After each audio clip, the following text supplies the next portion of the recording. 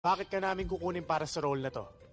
Kasi meron po akong dignity at meron po akong isang salita. I am a woman of pride, commitment, and integrity. Thank you. Ano po bang role ko? Asawa ko. Hello? Be? Miss you na.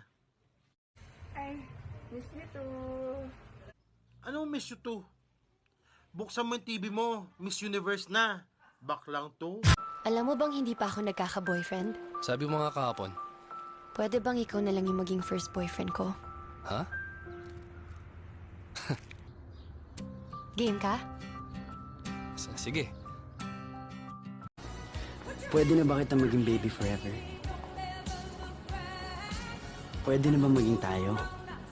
Yung as in, tayo, yung official, verified. Sigurado ka na ba?